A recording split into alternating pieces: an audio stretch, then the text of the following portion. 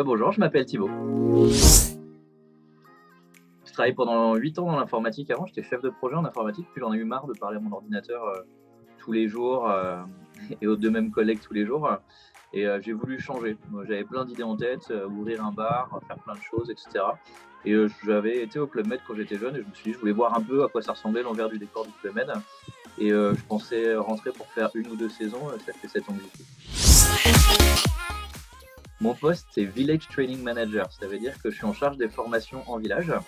Ça veut dire que je suis là pour l'intégration des nouveaux géos, donc c'est la première saison, pour les aider aussi avec leur manager, à leur expliquer un peu comment fonctionne le club, ce à quoi ils peuvent s'attendre, voir s'ils ne sont pas perdus. Et puis on est là pour les accompagner et faire que tout se passe bien pour eux. Je suis là pour ceux qui ont été détectés pour évoluer vers des postes de management, pour leur donner des formations en management. Et puis j'ai tout un panel d'autres formations possibles.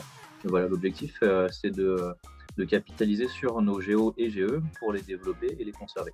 Ça va même plus loin que ça, c'est-à-dire qu'on explique comment ça fonctionne dans la tête de nos clients aussi, pour qu'ils comprennent l'impact des mots qu'ils ont et du vocabulaire qu'ils ont avec eux, que ça peut avoir de négatif ou de positif chez un client en fonction des mots qu'ils utilisent.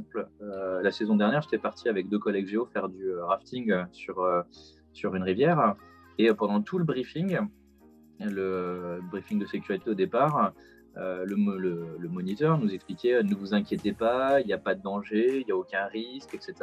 Vous voyez, ma collègue qui était déjà un peu flippée avant, elle, les mots qu'il y avait dans sa tête qu'elle avait entendus, c'était danger, risque, etc. Alors que c'est vrai que juste il aurait dit: rassurez-vous, tout va bien se passer, vous êtes dans une zone de confiance, etc.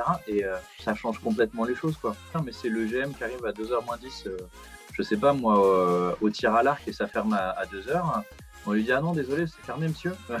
Ou alors si tu lui dis: bah écoutez, si vous voulez, vous pouvez repasser à 17h, ça sera rouvert à nouveau, etc.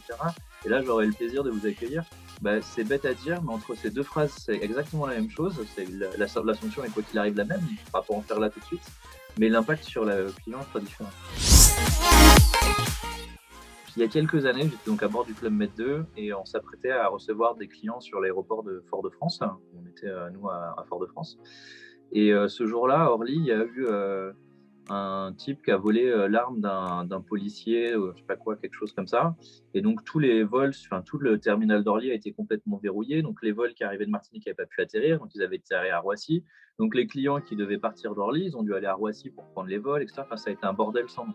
Résultat, les personnes qui devaient arriver vers 15h, 16h dans l'après-midi, sont arrivées au fur et à mesure de la nuit avec les différents vols qui arrivaient de Paris, en fonction des différentes compagnies, comment elles avaient organisé les choses. Et nous, on a passé la nuit dans l'aéroport pour les accueillir. Et on avait acheté une bouteille de rhum arrangé pour ceux qui voulaient à 6h du matin, après 40 heures de conditions atroces pour venir jusqu'en Guadeloupe, etc. Juste ça, en fait, le fait qu'ils étaient contents qu'on soit là. Ils étaient contents même certains ont pris le petit rhum arrangé à 6h du matin, etc. Voilà, ils étaient contents qu'il y ait vraiment quelqu'un pour les accueillir. Et ça faisait plaisir, en fait. De se dire, on n'a pas passé la nuit à l'aéroport pour rien, mais on a passé la nuit à l'aéroport pour faire plaisir à des gens. Et pour la petite histoire, donc, on devait partir normalement, je crois, la veille à 22h. On est parti de Fort-de-France le lendemain matin, quelque chose comme à 10h ou 11h. Et nous, moi, je suis retourné à l'aéroport encore parce qu'il y en avait qui arrivaient encore le lendemain. On a décalé les escales, donc on a fait une escale au Marin en face des Boucaniers ce jour-là, avec la possibilité de descendre Boucaniers, et pour pouvoir récupérer les derniers qui avaient été reportés sur un vol le lendemain. Ouais. Je fais des travaux en ce moment, j'avais récupéré une combinaison des marins quand ils font les chantiers de carénage, et en ce moment j'ai ma combinaison Club Med 2 pendant que je fais mes travaux, j'y pense tout le temps. Ouais, je vais dire Saxo Beach, j'aime bien Saxo Beach. C'est vieux, c'est ancien, mais je sais pas, j'aime bien. Cet été, vous pourrez me retrouver du côté de Cefalù et Camarina en Sicile. Ouais, venez, en fait, c'est bête à dire, mais nous, on a qu'une seule impatience, c'est de recommencer à travailler, de recommencer à vous accueillir, et qu'on puisse tous profiter ensemble de cette expérience-là qui est quand même unique.